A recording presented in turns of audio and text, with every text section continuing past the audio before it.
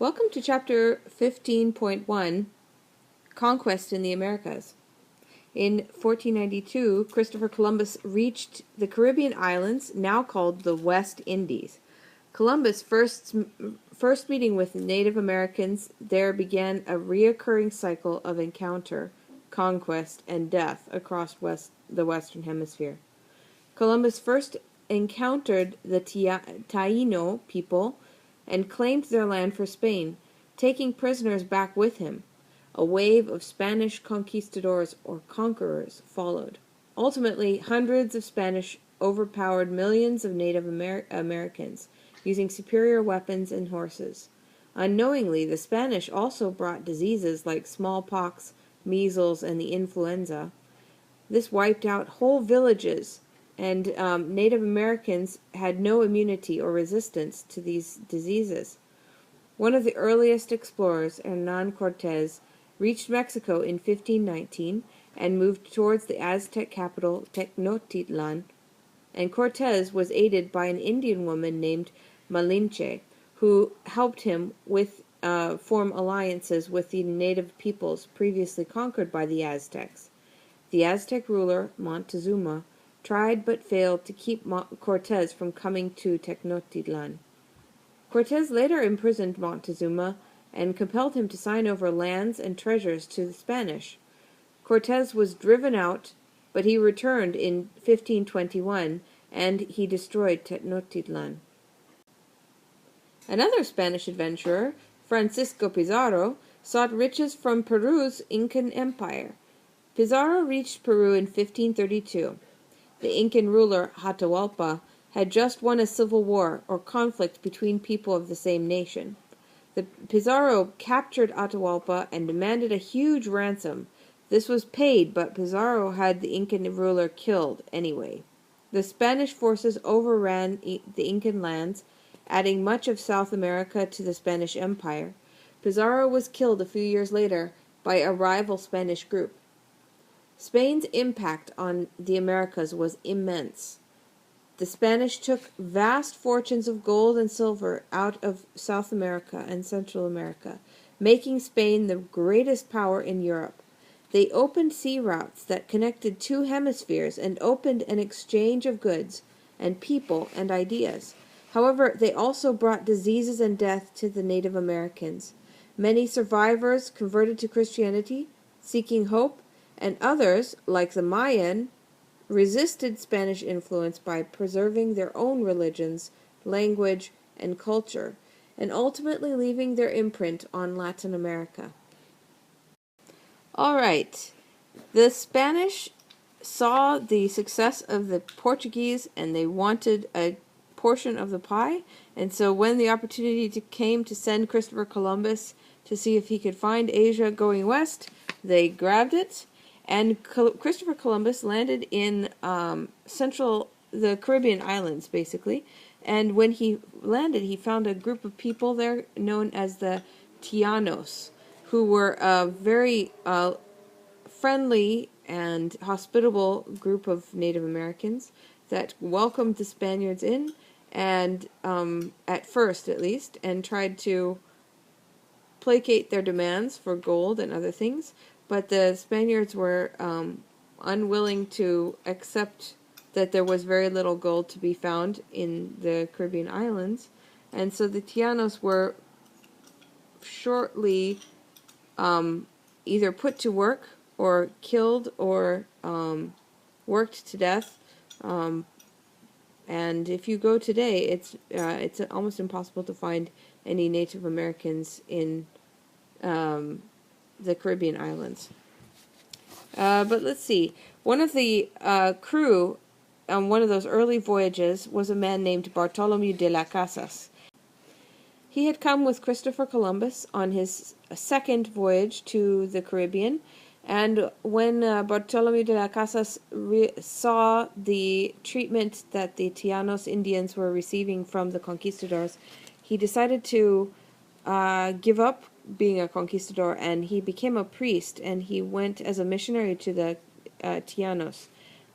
He ended up writing a very influential, well, at least long-lasting account of what was happening in the Indies.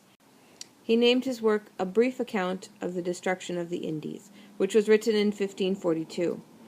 He publicly criticized the ruthlessness of Columbus and his successors in how they treated the Amerindians, and his writings helped to spread the, quote, black legend in Protestant countries where Spain was accused of using Christianity to kill many thousands of natives. But in reality, Protestant countries like England were just as guilty of decimating Native Americans. One conquistador who came early with the Spanish explorers and was a settler on the island of Cuba, but wanted a little bit more adventure, was a man named Hernan Cortes, and he and 600 other men had heard many stories about a fabulously wealthy civilization on the mainland, and he wanted to try his luck at finding this civilization and taking a portion of it if he could. And so he and his 600 followers took ships and a few horses and a few cannon and set out to see if they could see what they could take. On first landing on the Yucatan Peninsula, they found a young woman whose name was Malinche, who was very gifted with languages, and the Spanish renamed her Doña Maria, and she helped the Spanish to by translating for them with the different tribes in that area. She knew she knew Aztec, and she also knew Mayan languages, and I think it's also purported that she eventually became one of Hernan's closer than a friend, kind of. But anyway, and had a child with him. Cortes ended up marching towards the capital of the Aztec Empire, which was in an area called Tenochtitlan. Tenochtitlan is located on an island in the middle of Lake Texcoco, and Mexico City is actually located on that same spot where Tenochtitlan had been built. If you go to Mexico City today, it's parts of it are actually still sinking. The central square where the huge Mexican flag is flown in front of the main palace there, and the cathedral was actually built on top of the Temple Mound, and it is sinking, and you can actually give money to help its restoration. Every year they jack it up a bit and pour a bit of cement on the side that is sinking. But this city was extremely awe-inspiring to the conquistadors who eventually came upon it. When they realized, when they came up to a hill and overlooked the city, they were so amazed at how orderly it was, how many people were living in one area. It was very densely populated, and it was probably larger than most of the cities in Europe. When Hernan had first landed on the Yucatan Peninsula, Montezuma was informed of his presence, and Montezuma was greatly disturbed because of prophecies that had been made about a future god who would appear and had certain characteristics that matched some of these European explorers. And so Montezuma sent gifts of ritual objects, and the conquistadors were only interested in gold or silver. So when they received these sacred objects, they didn't really treat them with very much respect, and this was reported back to Montezuma. So he was really quite confused, and he asked the Spaniards to not proceed any farther towards Tenochtitlan, which was a wise idea, but of course the Spaniards were not interested in obeying that directive, and so they continued to march towards the Valley of Mexico. When they finally met, Montezuma came with all of his retinue on a litter, and he met Hernan Cortez outside the city several kilometers, and they exchanged gifts, and the show of great warm welcome, but in reality, the Montezuma was extremely concerned and didn't know how to react to the Spaniards, and the Spanish were looking for opportunities to take advantage and to see what they could take. Montezuma brought the Spaniards back to his capital, and he housed them in a part of his palace under a very careful watch. But when he also showed them around the city and showed them the temple pyramids, and when they went into this temple, the Spaniards were very disrespectful towards the Aztec gods and started to laugh and ridicule, and this got Montezuma extremely angry. And the Spaniards did not use very much tact when they were trying to share the gospel with these Indians. They basically said, "You guys are worshiping devils, and you need to stop it, and ours is the true God, and the way you do this is by praying to Mary and making sure that you are very repentant of your sins." Well, of course, Montezuma did not understand that. He was not interested in learning about their religion, and he was very greatly offended. And that Hernan Cortez used that as an excuse to begin to fight and kill a lot of the Indians because they were refusing conversion. During this time, another contingent of conquistadors had landed on the coastline, and they were starting to march towards the Valley of Mexico. And when Cortez heard about this, he left his second in command in the palace to take opportunities as he could, and Cortez himself went and marched against the other Spaniards who were marching towards Mexico, the Valley of Mexico. So this left the second in command, and he was even more brutal than Hernan Cortez. He had less political ability, and so when Hernan Cortez had left, violence truly broke out, and they were left completely surrounded by the Aztecs, and they eventually lost about half of the Spanish forces while they were trying to fight their way out of the city.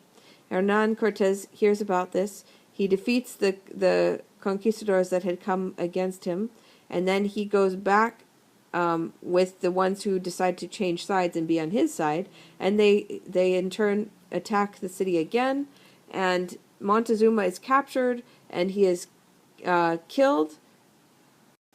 And the second attack was actually much more successful because many of the people within the city had mysteriously come down with a very deadly illness that we know to be smallpox today.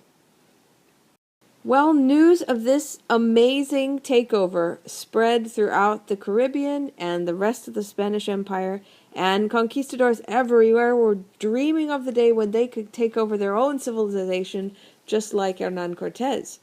And Francisco Pizarro was one of those. He had gone with Balboa to explore the Isthmus of Panama, and when he was observing the Pacific Ocean, which had just recently been named, they saw some rafts that were coming up from South America with many trade goods from a civilization in that direction, and he asked Balboa if he could take a few men and go explore farther down the coast.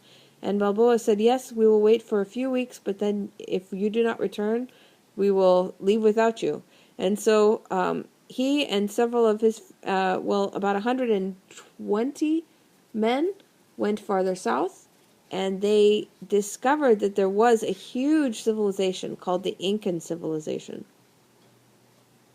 He began this quest in 1532, And the Incans had recently gone through a civil war. Two brothers were fighting for the control of the empire. Their father had died without designating one heir, and so for about 4 years, the two brothers had been fighting against one another and had quite decimated the military of the Incan Empire. And not only that, but they had all been, many of the towns and peoples had been inflicted with this strange illness, new illness that had been spreading throughout South America. So when Atahualpa, the Incan ruler, heard about this 120 men that had landed on the coastline, he was way too busy putting down a civil war to be concerned about it. So he basically just kept tabs on where they were and told the people of his empire that if they know that the Pizarro and his men are coming, that they should run away and hide and just not engage at all. So when Pizarro went inland, he never encountered anybody, but he saw these towns that were completely empty, and it was a little bit baffling to him. But eventually, after Atahualpa was able to kill his brother and bring everybody else into line, then he turned around and started to face Pizarro. But he didn't see Pizarro as much of a threat, and so Pizarro took one of these towns, began living in one of these towns, and then Atahualpa shows up and surrounds the town, and Pizarro asked him if he would want to come in and have a negotiation with him, and Atahualpa did not see any harm in that. And when the conquistadors said that they could not enter the town with their weapons, Atahualpa thought that seems reasonable, since all of my men are surrounding this town. How could I be in danger? So he left his weapons, and his bodyguards left their weapons, and when they entered the town, they were promptly taken hostage. And a messenger was sent out to the captain of the guard outside that he needed to bring a ransom for his new king or his emperor, and the ransom would be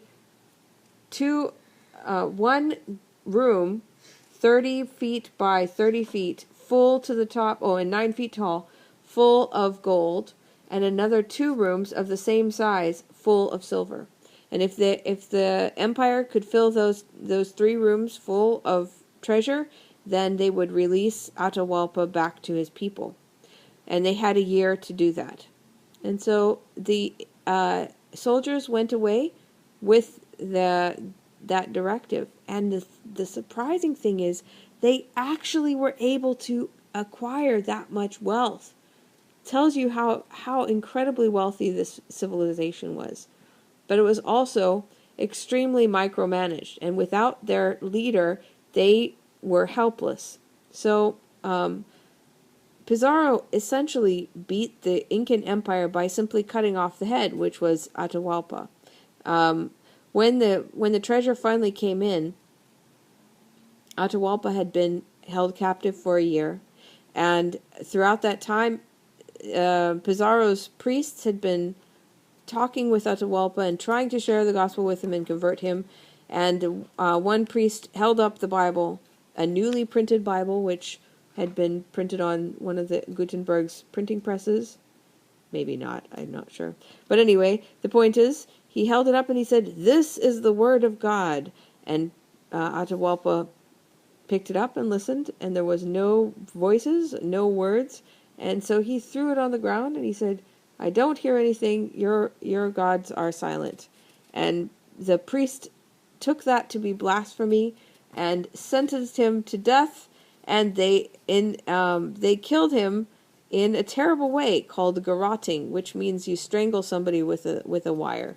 So this poor man, even though the ransom was met, he was not he was killed, and the Incan Empire was effectively destroyed. Well, Hernan Cortés and Francisco Pizarro were very, very lucky in the way that they conquered the 2 major civilizations on the South American continent and Central America. There were very few other huge civilizations like that, but there were a lot of different tribes of Indians or Native Americans. But the Spaniards had superior weapons, and they also had the diseases on their side, which killed millions of Native Americans. Pizarro eventually was killed by a rival group of Spaniards who were taking revenge for a death that Pizarro had caused several years earlier. And on the whole, South America was never the same, because many of the Indian Native Americans were completely destroyed. We have no record of how many people there actually were living in South America, but there are a few estimations, but we don't really know. The Spaniards gained a lot from South America. Spain became one of Europe's greatest powers because of the wealth that was kind of hijacked by the Spaniards. They also set up huge silver mines, and they seized huge quantities of valuable goods.